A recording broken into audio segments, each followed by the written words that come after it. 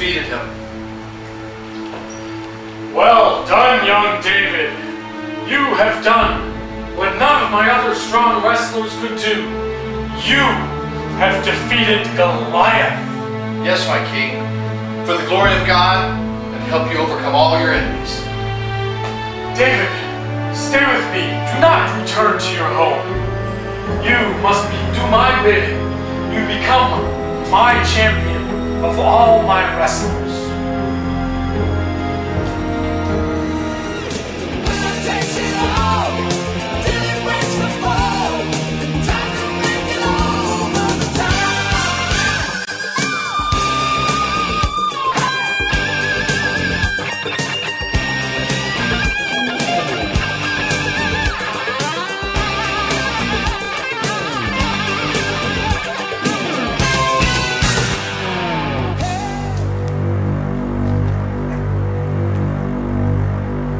What is this? Arm Wrestling Championships. David the Great wins again? The former champion Saul wins only thousands? David says he's going for 10,000? I must get rid of David. Welcome, everyone, to the Pride and the Passion. You are in for a bit of a treat over the next few weeks, as there's going to be a lot of drama in this story. It is the story of David, and guess what? David's life was absolutely filled with drama. How many of you heard of King David before? Just raise your hand if you have. And if you've read the passages in which he becomes king, which he defeats Goliath, his interactions with Saul and Michael and Bathsheba and others. Wow, you want to talk about drama? I mean, this is drama, folks. This is major drama. And so I am really excited about being able to share all of these stories and all these people who interacted with David, and I think we can learn some real valuable lessons from them. In this first installment, you're going to see the fact that King Saul is going down this path of bitterness. We're going to talk about that in a minute. And as we look and examine everything that's going on within David's life, we're going to find out that there's some real keys for all of us if we want to stay on a path of protection of our heart. Already this morning we've talked about it, I believe in communion, we talked about your heart. Search your heart, know your heart. And I'm going to show you over the next few weeks how to guard your heart. Number one, I'm going to teach you how to protect your heart. And I'm going to show you what God's Word says and some clues that we can take in terms of protecting our heart. But on top of that, we're also going to learn some things that are traps that are out there to try to trip us into a path that can destroy our life. Here's our theme verse. It's 1 Samuel 16:7. And the Lord said to Samuel, "Do not consider his appearance, his height, for I have rejected him.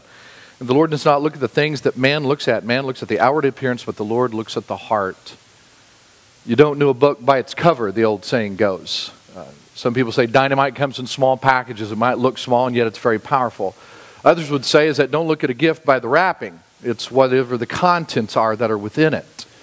And there's a lot of truth in that, folks. And as a result, this is exactly what God does. God says he doesn't look at the outward appearance, but he looks at your heart. He looks at your heart. He doesn't look at your deeds, what the outerwear that you have, the list of maybe all of the things that you've accomplished in life, not your title. He looks at your heart. That's what God looks at. He looks at your heart. And so that's what this is a story of. This is a story of how Saul went mad. Saul goes mad over this idea of David's success.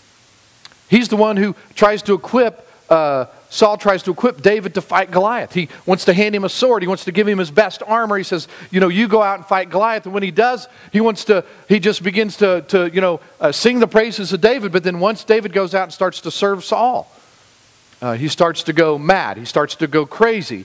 And it starts with something in his heart that is called jealousy. It's the jealousy that begins to jump into him. It's the bitterness that he begins to gain. And that jealousy and that bitterness makes him mad. Here's how Gene Edwards says it. He said, he wrote the book, The Tale of Three Kings, a fantastic book. It's a quick read. And Gene Edwards says that of Saul, he says, he was mad, crazy. And that's what made him jealous. Then he asked the question, or was it the other way around? Because here's King Saul. From one moment, he's become the anointed king of Israel. And then the next moment, he's become angry. And take a look at the picture of Saul. He's got spear. And we're going to learn about this spear in just a second. He's ready to throw a spear because why? Because David's getting all these accolades. And so the Bible tells us, as we read in Samuel, that the word of the Lord came to Samuel. Samuel was the prophet. And Samuel had gone out and he had anointed Saul to become king. And then God told him, said, Samuel, go out and go to Jesse's sons. Find David and anoint him. He's going to be the next king. Well, God is speaking to Samuel, and he instructs Samuel. I want you to see this in in chapter 15. He says, the word of the Lord came to Samuel, saying, I regret that I've made Saul king, for he has turned back from following me, and he's not carried out my commands. So Samuel gets a word from the Lord. He understands, okay, now it's my job. I've got to go, and I'm the prophet. I've got to go speak to the king, King Saul, and let him know that you're not doing the things that God's instructed. You're becoming disobedient. You're letting power get to you. That's what he's instructed to go and tell him. So he goes and he has this exchange. A few verses down in verse number 17, Samuel shows up. Now he's talking to Saul. Samuel says to Saul, is it not true you were little in your own eyes? Isn't this interesting, Saul? He reflects on Saul's past and he says, look, you didn't think much of yourself. You were little in your own eyes. There was a day in which you didn't think you were going to matter to much. And yet here's Saul as he's being addressed. He said, now you've become the head of the tribes of Israel. God's made you king. And the Lord anointed you king over all of Israel. And the Lord sent you on a mission. And he said, go and utterly destroy the sinners, the Amalekites, and fight against them until they're exterminated. Why then did you not obey the voice of the Lord, but rushed upon the spoil and did what was evil in the sight of the Lord? See, Saul has led his armies. And what happened is as they defeated the Amalekites, they went in and they rushed into the encampment, took all the spoils, took all of the riches. And they were told not to do that. God said, that's not what you're supposed to do. So listen to Saul's response. Then Saul says to Samuel, but I did obey the voice of the Lord.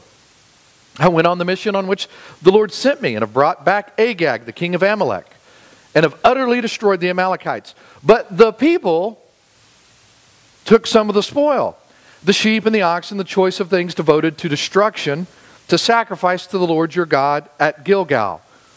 And then Samuel makes this famous quote, has the Lord as much delight in the burnt offerings and sacrifices as in obeying the voice of the Lord? Behold, to obey is better than sacrifice, and to heed than the fat of the rams. See, what's happened is the people have said they're going to take these ox and these goats and they're going to use those for sacrifice. They're going to follow their word, their law, and they were going to go and have sacrifice. But God had told them don't take anything, and he instructed it to Saul. So what is Saul doing? What is Saul doing, folks? He's not even at all taking responsibility. He's beginning to play the blame game. He's beginning to point the finger.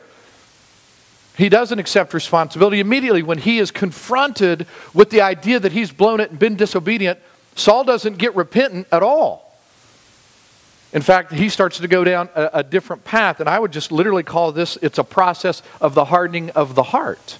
Here's the problem with Saul. Here's number one, he did not obey. He did not obey. Or at best, he didn't fully obey. But let me ask you a question, folks. Is some obedience okay? Do we want to half-truths? Is that okay? Is it okay just to sort of do it? You know, can we just dabble a little?